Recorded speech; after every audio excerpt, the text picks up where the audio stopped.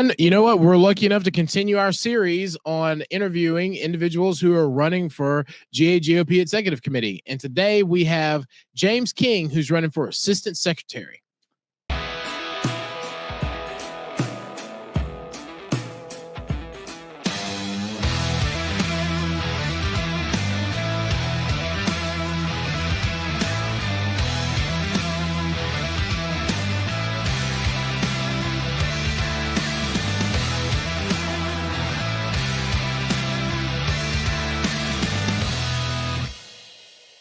And welcome back to Conservative Talk. My name's Justin. And this is Jamie. And as always, we like to remind our loyal and faithful subjects to make sure you are hitting the like button and the share button on any of the platforms you run across that you see any of our productions out on, as well as you are required to hit the subscribe button. This is not an ask or suggestion. This is a life requirement. A subliminal message. Yes.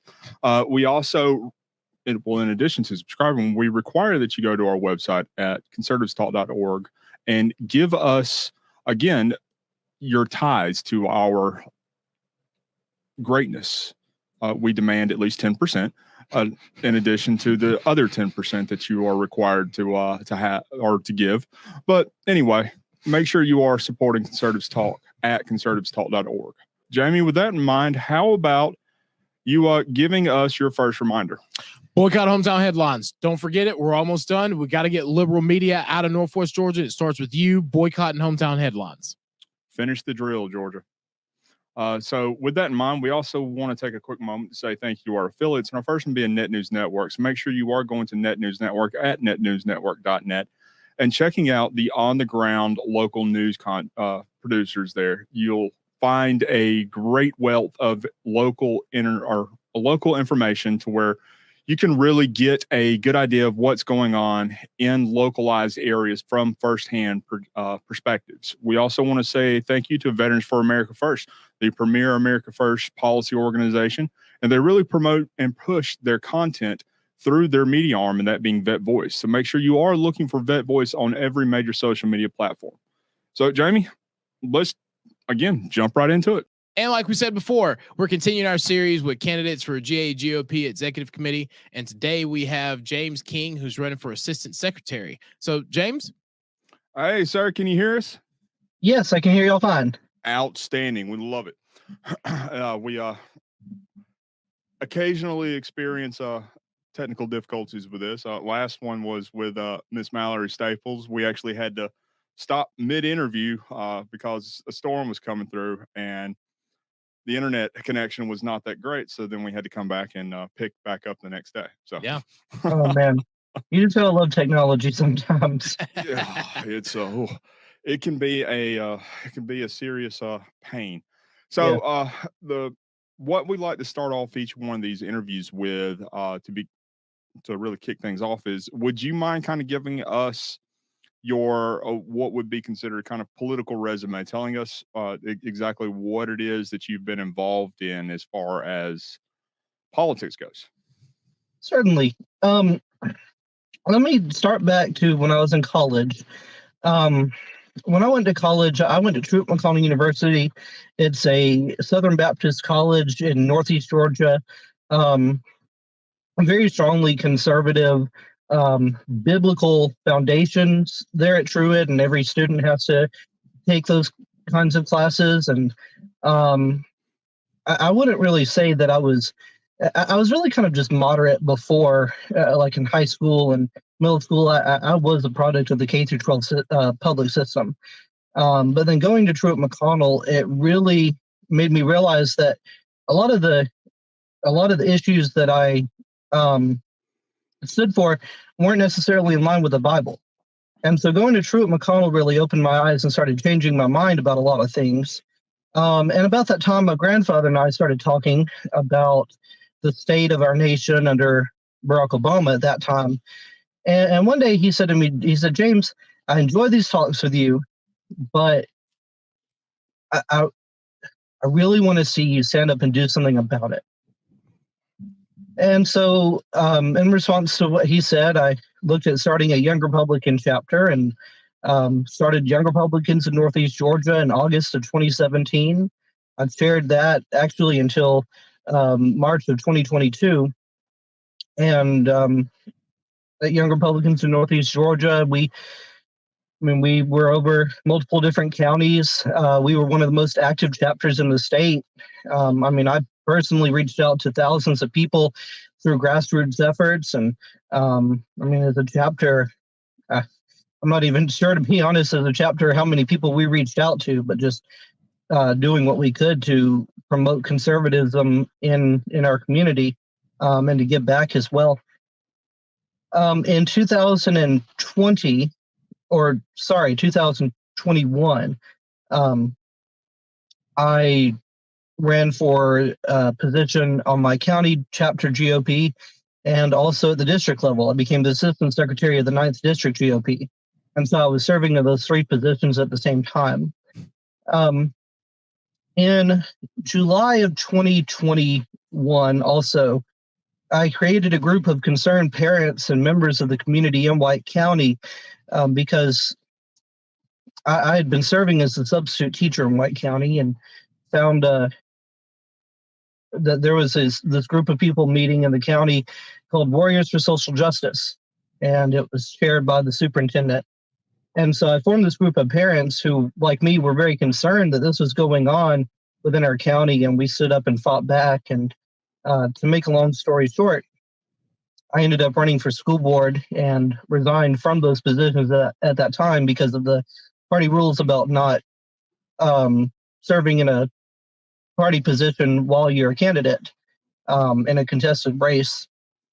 And kind of walked away from politics for a little bit. There was just a lot going on in my personal life at that time, but I've seen all of the things that are going on within our party and within our nation right now, and that's why I'm wanting to come back into it and to serve in this position if I'm elected.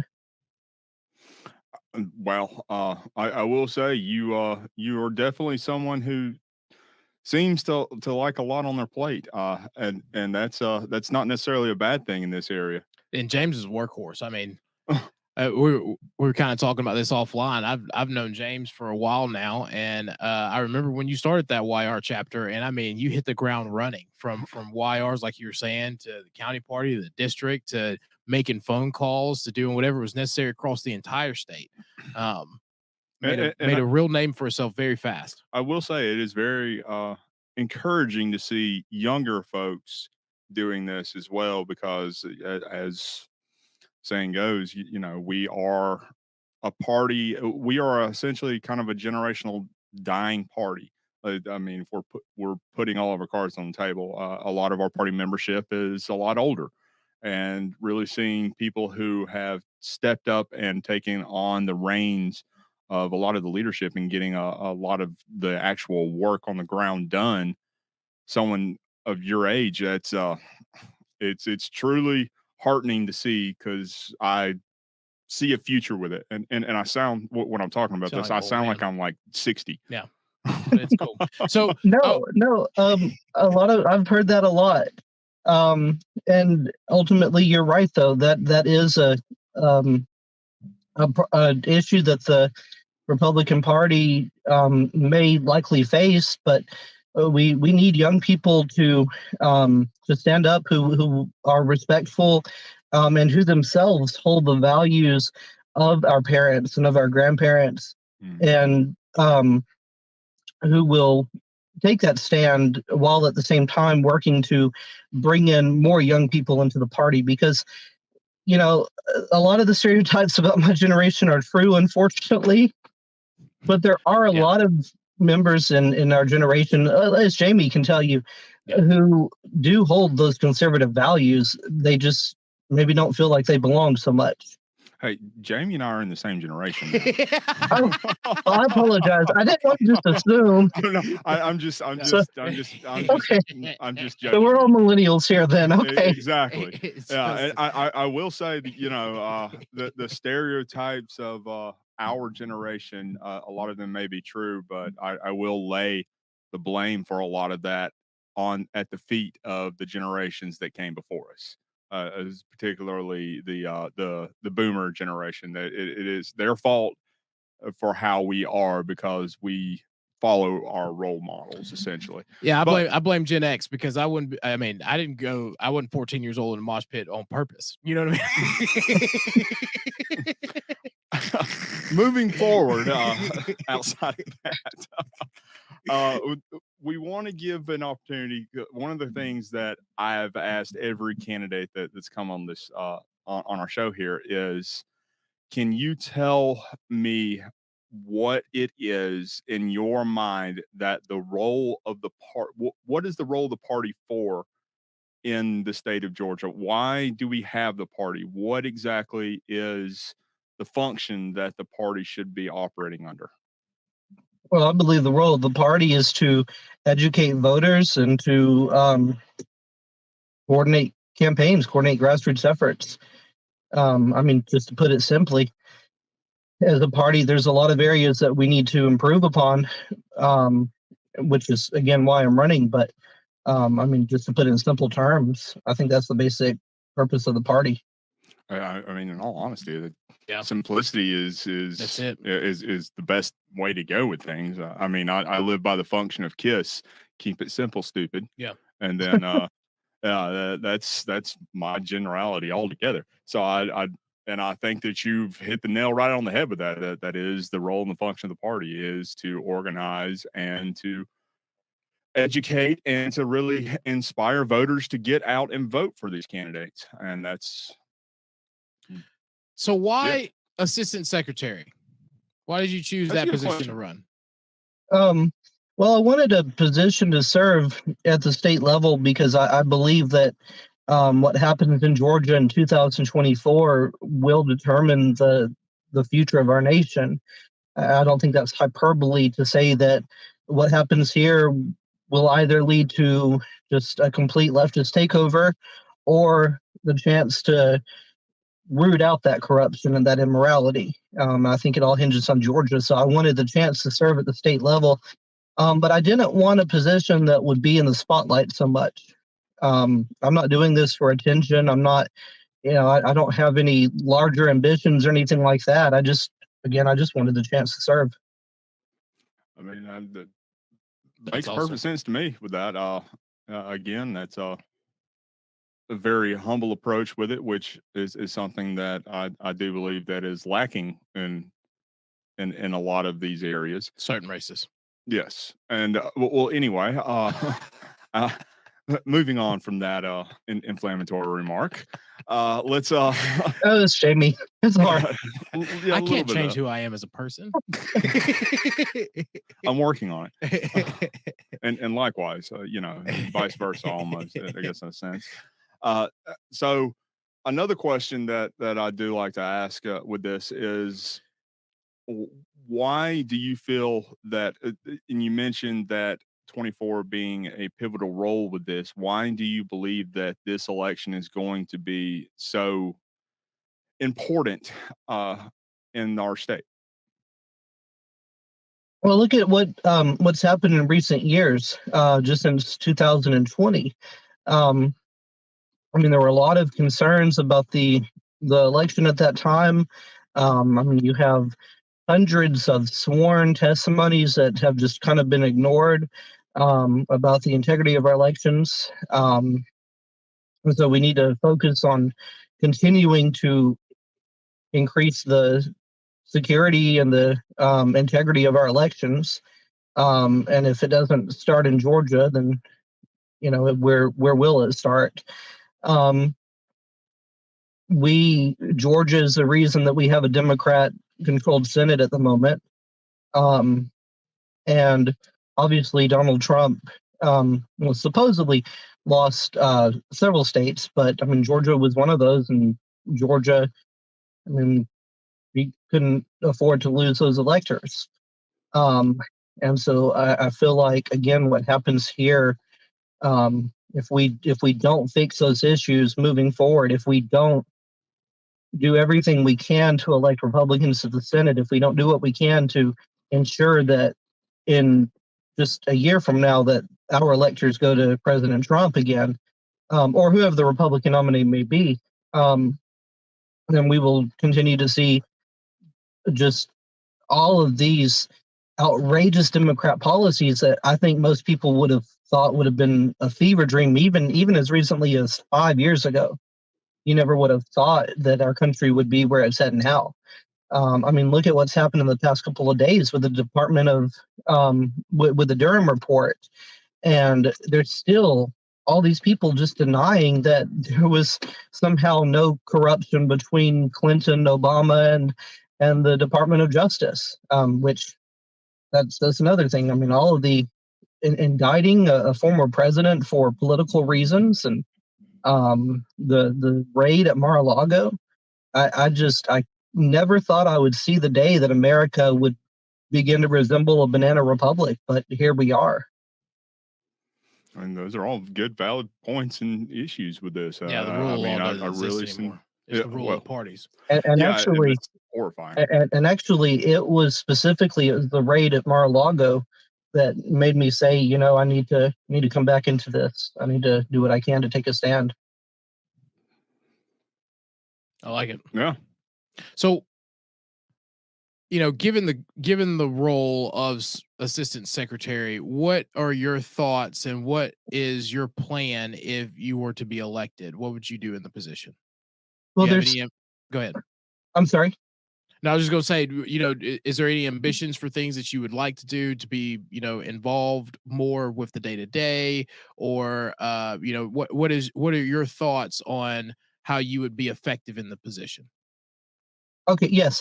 Well, there's three main priorities of mine if I am elected. The first thing I want to do is ensure that the Georgia Republican Party, the allied organizations recognized by the GOP, have the stronger seat at the table. We need to ensure that each of the chairmen of the Georgia Young Republicans, the college Republicans, teen Republicans, Republican women, the Black Republican Caucus, and the Hispanic Republican Caucus, and I'm forgetting somebody. I'm sorry, but there's all of those officially affiliated organizations. Their chairmen should be represented on the board at the state level. We should make sure that grassroots are coordinated better, because it felt before that each group was kind of doing its own thing, that there wasn't a lot of cohesion together throughout the state. And I want to work to make sure that each county chapter is partnered with an affiliate group. And, you know, I'm not saying necessarily that there needs to be a Young Republican chapter in every county, although that would be awesome. I'll leave that to Andrew Abbott, though. I'll help him where I can. But again, when I was over Young Republicans in Northeast Georgia, that was a rural part of the state. We were based in White County, Georgia, but we partnered all the time with the Rabun County Republicans, the Lumpkin County, Stevens County. There were several counties that we partnered with, even though we weren't actually located within that county. And so options like that, I think each county chapter needs to understand that, you know, they have those options, and we need to do a better job of promoting that and of seeking partnerships where possible, because the grassroots bring a lot to the table. The second thing is, there are a lot of county chairmen who have reached out to me and who have said that they have a lot of legitimate concerns and needs within their county chapters that they feel is just being ignored by the state level. We got to do a better job as a state of responding to those needs, of ensuring that calls and emails are returned promptly, and of allocating resources where needed to those counties. Because ultimately, if we want to win Georgia in 2024, it starts at the local level. That's where the victories are, not at the state, at the local level. And I want to ensure that every county has access to updated voter information, has access to different trainings, different grassroots trainings, and poll watch trainings, things of that nature.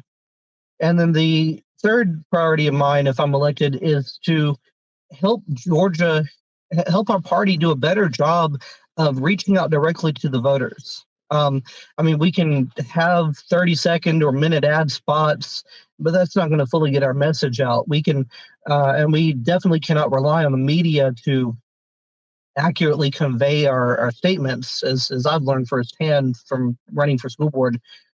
Um, we we have to do whatever it takes to get out directly to the voters. And in doing so, I think we'll see a lot of the demographics that traditionally vote left. I think we'll see a lot of them come into our party. I think they'll realize that, you know, we're not what the left makes us out to be, that we are the party that, you know, of opportunity, and that that values the Constitution and the rights that are God given to us. Yeah, I mean, I like it. Yeah, absolutely. We've had a lot of guests on our show who have expressed the same concern that we are only kind of staying within our own kind of echo chambers. We'll call it that sense, Mhm. as far as not really doing as much outreach as we possibly could. And that is a very major concern, just like what we were talking about earlier. As far as the generational issue, there is also the issue regarding the fact that if we don't expand into other demographics, then we are doomed to ultimately disappear. Yeah. So, uh, I mean, again, I do believe that you are correct, and that is something that definitely needs to be addressed. So, my next question with this is that you were talking earlier about what was it, the hmm, Think about it. yeah, you go ahead. I'll have to come back to this one. That Okay. it's on the tip of my tongue a little bit. I know. Yeah, I got Yeah. something else. So, What was that? you know, you talk about not having additional aspirations past this, you know, but that never really lasts for people like us. So, or you know, seeing that you would win, you know, would you consider staying in or going up to a higher position? Or, you know, what are some other political aspirations that you may have in the future? Well, look, the truth is, um, I, I won't do anything without spending time in prayer first. So again, I truly don't have any further aspirations at this point. I just want to serve where I can, and help where I can. Um, and if I feel God telling me to run for something later, or to get involved somewhere later, then absolutely I will follow His commands, His path. I mean, my faith is very important to me, and it guides me in everything I do, um, including politics. I'm a youth and worship minister, and I tell people that my my politics do not inform my faith, but my faith absolutely informs my politics. Amen. Um, Uh, so again, no, I don't have any further aspirations right now. I'm looking to serve and to do God's will. I will say again, that's another area where we are lacking as a party. We as a party are, or at least in my interpretation of it, are based on our God given and inalienable rights, not just our freedoms and our liberties, but the commandments that we were given to go forward and spread the good message and to really be servants of God. And a lot of folks have decided that they're going to essentially take this and make it about serving themselves rather than the serving God as just in a basic principle with that. So that I do Yes. applaud that you are that is a big part of your platform. So We that is something that is major. we have to make sure that faith is the base of everything that we do as a party, because I feel that things started going awry and splintering once we forgot that. Oh, Those are, you absolutely. know, James and I had kind of taken my hiatus around the time that I met James and was coming back into it. And that was always the basis and the principles that, you know, brought me to the Republican Party, brought James to the Republican Party and others. And it just seems that we talk about faith, but we don't move with faith and on faith. So that's something I would like to see. Yes, sir. That was profound. I like that. That was great. I think that was a was that a platform for a I guess are you running for something now? Was that your coming out speech? I have enough on my plate.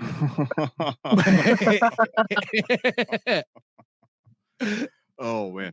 All right. So another big question that I do ask every candidate that comes on the show is, and going back to what I got tongue tied with earlier a little bit, you had mentioned that there were issues that we have seen within our party sphere right now. What would you do differently than what you see going on right now if elected into that office? What would differ you from the position that is currently filled? Well, like I said, the biggest thing is to ensure that everybody has a seat at the table. I don't like all the infighting I see. I don't like all the, I'm going to say screaming, even though a lot of it's on social media and settings like that. We need to make sure that we're respecting the people who have served this party for, some of them for decades, because they're the people who helped flip Georgia from being a blue state 30 years ago to now being, and I know we voted Democrat in the Senate race, but I still believe we're a Republican state. I mean, look at what happened with Brian Kemp. So they're the people who should take credit for that. And at the same time, though, we have to also understand that there are concerns by individuals about the way our country is headed and about the way that our party is headed. And so I understand that, there's legitimate concerns on both sides, but we've got to have civil discourse here. We can't have screaming and infighting, not if we're going to survive as a party. And, I will never, I will never shy away from calling somebody out if that's what the situation calls for. But Scripture also outlines a way for doing that, and I haven't seen a lot of that, and from both sides. I will say, I again, the man is speaking from my heart anyway. There's a lot of things that are going on nowadays where folks are being essentially called out for half truths or just blatant hyperbole or flat out lies. Just call them lies. Well, fundraising efforts. We'll call it that. And Yeah. Instead of being so derogatory, we'll call them fundraising efforts. Yeah. And it really is damaging and it damages both the party's credibility and it harms the relationship between those who have decided to step up and serve in the public sector and to really be the voices for the people that they are representing, and to have these just blatant lies said about them. I'm sorry. These Yeah. blatant fundraising initiatives said about them is it's disheartening, and it hurts the relationship again between these legislators or these people in the public leadership and those who they are there to serve. And it it really erodes the credibility of if somebody is coming to these legislators with a sincere concern, if this legislator has been berated by these fundraising initiatives so much, there's that erosion there. They're not going to potentially listen to these constituents nearly as much as they would beforehand, just simply because of the fact that they're not going to know whether or not that this person isn't trying to Guilty by association. Well, not just that, but Right, no. they have no idea whether or not that constituent or that person that could be a constituent has a tape recorder in their pocket and is looking for 5 words that they may say in a single sentence of a 2-hour long talk that they're going to clip out and use again as a fundraising initiative. Yeah. Mm-hmm. So We see yeah, things like that all too often now, unfortunately. yes, that And is again, very I'm true. not saying that, that there's not, unfortunately, people in the Republican Party who don't align with Republican values and ideals, but again, there is a way to have those conversations and to to fight against I would say that extremely small minority of Republicans. And how we see it is often not that way. And again, I agree wholeheartedly with you on that.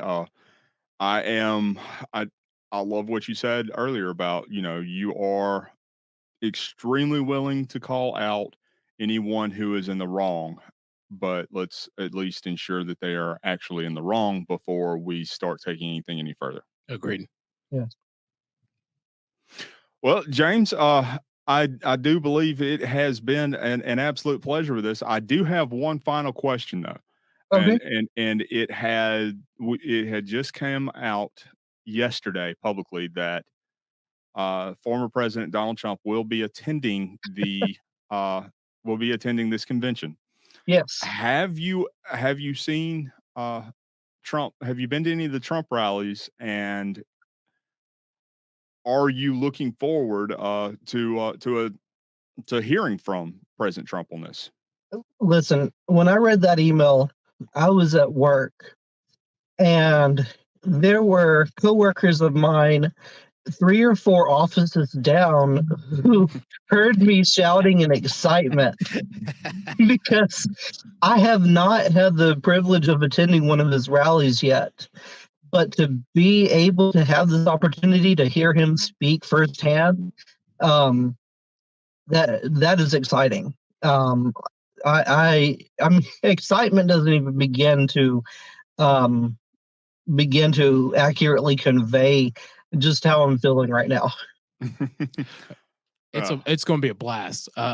Yes. Yeah. As someone who's seen him speak multiple times, it's never Never. it's never a letdown at all, and every single time is always exciting. It's always enthusiastic. It will be a great experience for everybody. And just think, you essentially would have a almost exclusive access when it comes with this, because again, you're going to be a delegate. Something that we on the show have been pushing for since the beginning of this convention cycle is involvement, and getting involved allows you to be able to hear from these folks, to actually be able to go out and talk with some of these. Not that, and I know this could sound a little negative. Not that we're actually going to be able to have a one-on-one conversation with with President Trump there, but it's something that's truly important. The convention cycle overall, because not only are we looking at where the party is going and really getting people into positions to make the party as absolutely effective as it possibly can be, but you have the opportunity to go in and speak with these legislators and get that one-on-one interaction with them, Oh, and learn absolutely. how you can shape your, or how you can influence your legislator, and really shape policy that comes from that legislator. Yes. Fun times. I'm so glad I got to see you, my friend. We're definitely going to catch up in Columbus. It's been a while. Yes. It was really great to see you too, and I'm so thankful that both of you had me on today, and I hope to see you both in person in Columbus. Absolutely. Without a doubt. We'll can't wait.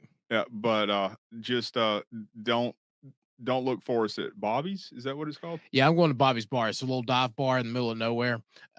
Jamie's been emphatically promoting this place. There are a lot of people who we're expecting ad revenue sales at any point in time for as much as Jamie's.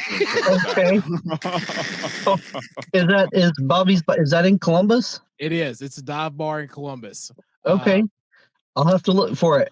It's one of my favorite places. So Can't wait. Well, not to give them a plug without ad revenue, but Country's Barbecue. That's my favorite place to go in Columbus. Oh, we're definitely going to eat there.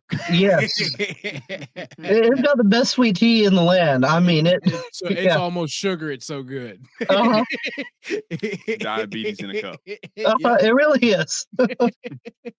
Well, James, it was a true pleasure to be able to meet you, and again, I am looking forward to meeting you face to face when the convention starts in less than 3 weeks now. Yes, sir. So, well, it was a pleasure to meet you as well. And again, I'm so thankful that y'all invited me to come on tonight.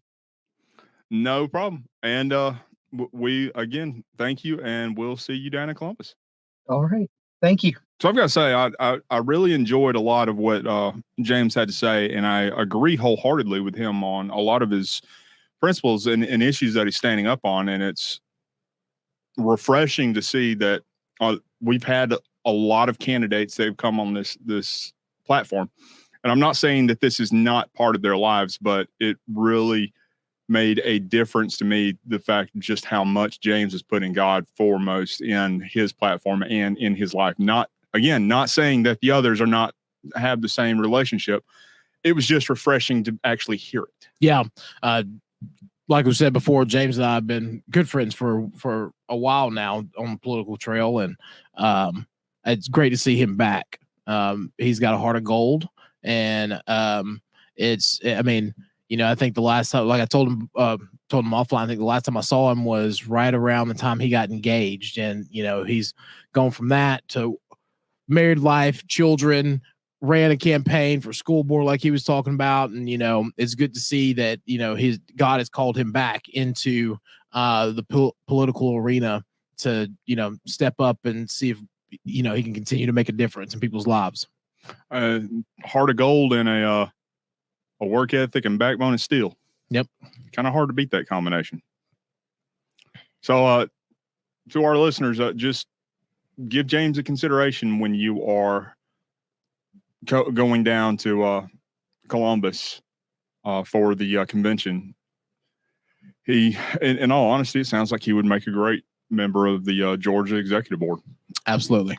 So with that, we do, as always, like to remind our loyal minions that you are required and hereby ordered to hit the like button and the share button on any of the content that we produce and release out on any of our platforms, as well as hitting that subscribe button. That way you can stay up to date on any of the information Jamie and I are putting out, and you can continue to come back and see a lot of these candidates that we'll continue to bring to you through these interviews and allow you to get and hear from these candidates and get a better idea of who they are and what they're running for. We also want to take a quick moment to remind you that it is your life's mission to go to our website at conservativestalk.org and hit that sponsor tab up there, because Jamie and I deserve better things in life. And let's be honest, it's going to be up to you in order to do this, because Jamie having to live out of his car for a while is just really not acceptable. So let's just. I don't live out of my car. It just has a camping feature. But let's make sure Jamie doesn't go homeless. We also want to say a quick thank you to our affiliates, and our first one being Net News Network. So make sure you are checking out Net News Network at netnewsnetwork.net. We want to say thank you to Veterans for America First. You can find Veterans for America First at vfaf.org. And we also encourage you to check out their media arm, Vet Voice, and you can find them on every major social media platform. So, Jamie, how about giving us those final thoughts? It's a tiny, tiny house. Okay, whatever. I'm just playing. But he's not really. So final thought is, like we've been saying before, it's convention time. This is the Alamo. We look forward to seeing everybody in Columbus. Had to do it, didn't you? I did. I love it. Just soak it in, because this is a great time for conservatives to actually talk about conservative principles. And regardless of where you fall on the line of conservatism, this is the moment where we put our ideals out on the table, and eventually we all come back together. And so state convention is always a great time to meet new friends, lifelong friends. I remember my first convention long time ago. I'm about to age myself. And some of those relationships that I made are still some of my very good friends now. So keep that in mind as we all head down to Columbus for the next couple of days in the coming weeks. And I look forward to it. Yeah, and it's a big deal because not only will you be able to make new friends and potential lifelong friends with a lot of this, but you can also meet some of the biggest leaders in the entire nation there at this convention. Georgia is on the edge of conservative politics, and we have some of the greatest leaders in this front, and they'll be there for it. So make sure you are if you're not a delegate or an alternate, you can also attend as a guest. So by all means, everyone is invited and everyone's welcome to come. It is a great experience. It can be trying at times, but overall it is a very good experience. So yeah, just make sure that's something that you really want to get down there and check out. Absolutely. So with that, this is Conservatives Talk, and we will